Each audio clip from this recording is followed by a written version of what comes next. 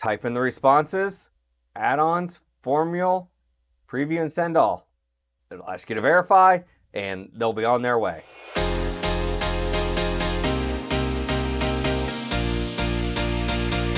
Hi, I'm Ryan Collins from Educate.me. Today I'm going to show you how to automate feedback using Google Sheets. Now this feedback can be used, since it's in Google Sheets, we can use this with entry tickets, with exit tickets.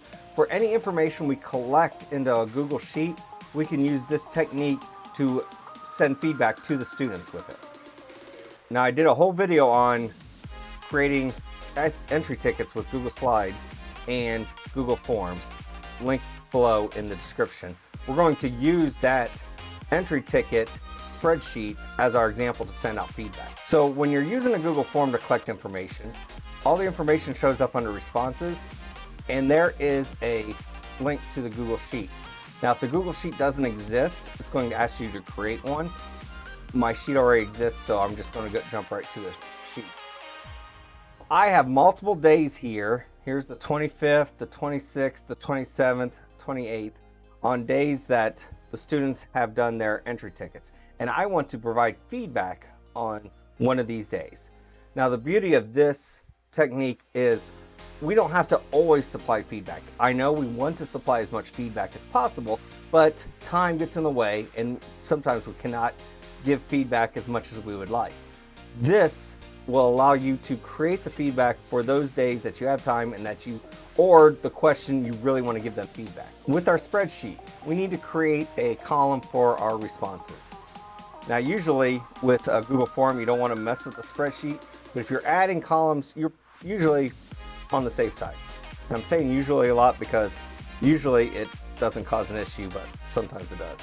How's that for being clear? So we're going to create a column for our responses.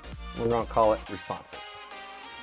Now the magic happens with an add-on called Formula. And I've already installed it. I'm going to uninstall it and we're going to go through the installation so you can see what that looks like.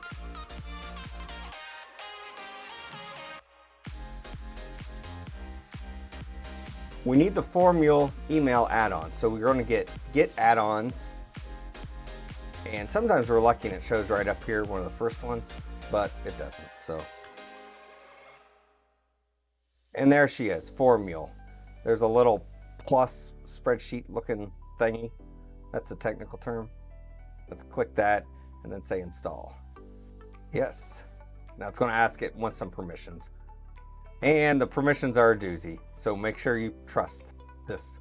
I've never had a problem with it. But don't come to me if it does take all your information. How's that for confidence? Okay, so now we've got the Formula email add-on. So we're going to do a setup first. Once we do the setup, we're going to set it up and then I'm going to start over from scratch so you can see that you don't have to do it every single time and how fast it can go once it's set up. We need to select our sheet. And we want to form responses 1. It's very unimaginative. Form responses 1. These two, form trigger and time trigger, for this we don't need to worry about that. So just leave those as default. Now here's very cool stuff. By default, it's going to send an email for every single row in your spreadsheet. We don't want that. We only want a email to be sent if we have something written in the response column. So where it says send for all rows, we can go down here to responses and set to null, not null, or any value. We're going to say not null. So that means it's going to only send for rows that we've put a response in. Save. Edit templates. So who do we want to send it to? We want to send it to their email address. If you would like a copy, you can put your address in here. You probably don't, because what you send them is going to be in the spreadsheet anyway. And if you're teaching 150 kids a day, you don't want to get 150 emails. So you probably don't want to put it in there, but you can if you want. Subject, we can say feedback for, and we'll insert our current date. So this will change back to whatever the date. Feedback on We'll put our name of our class, Starship Maintenance, because I like the name of that class, and I would take that class if it was available. Now, in the body, we can put their answers, but since on this particular one, if you watch the entry tickets video, we don't know what question they're answering, so it can get kind of confusing, and we don't want to have to change this every single time. So we're not going to put the answers in there. We're only going to put our response. And there's a reason why this works. So it puts in responses as the field, and then anything in these less than, greater than, gets replaced with whatever's in the cell in the spreadsheet.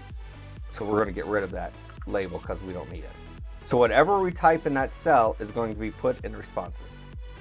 And I'm going to hit save and send all. Nothing's going to send because we have no responses. And it's going to tell us that. Yeah, no emails are going to be saved. Okay. Now, on days we want to provide feedback, we can say, okay, let's provide them for the 26th. I can write my feedback for the student for their answers into the responses cell.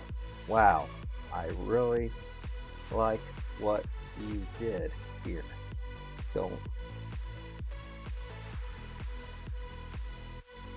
And the beauty of this is if I want to use that response for multiple kids, I can just copy and paste it.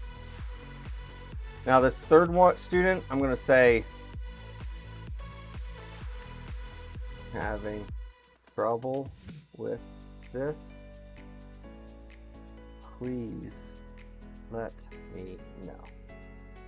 So I can come up with 2 or 3 different responses I'm going to use for my whole class and copy and paste those for all the people I want to send.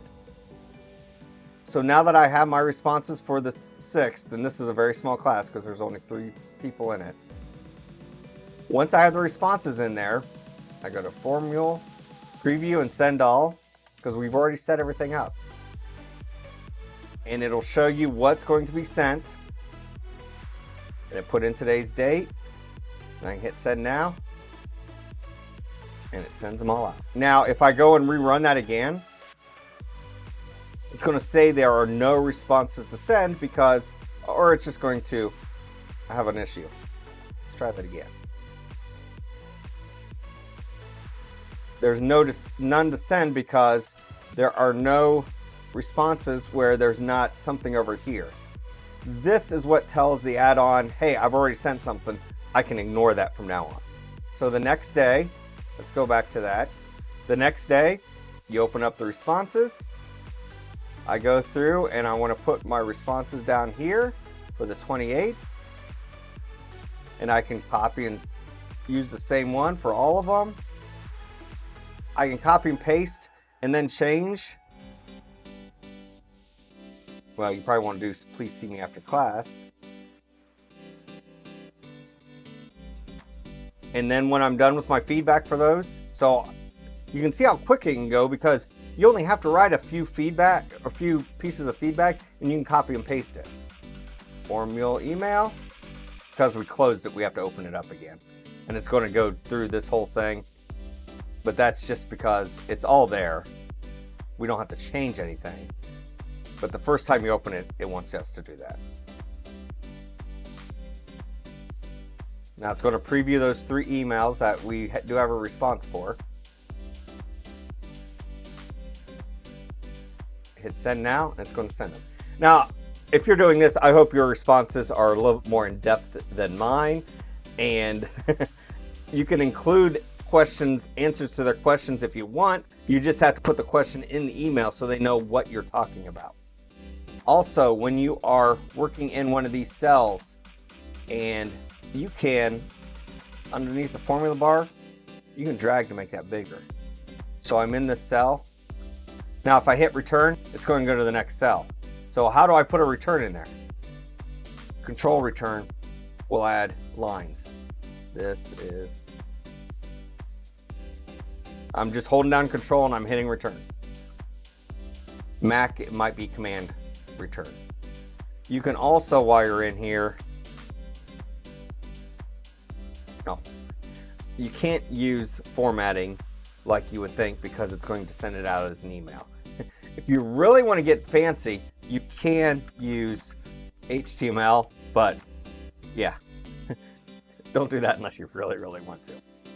So control return lets you write out your messages, and even though it looks like it's taking up all of these other rows, as soon as I click off of it, it will expand out that cell so you can see that it's not taking up everything that I'm sending. This is only for Mary, and it's in her column. So that's you can do just by dragging that. Type in the responses, add-ons, formula, preview, and send all. It'll ask you to verify, and they'll be on their way. You can do this with any spreadsheet that has an email address that you want to send.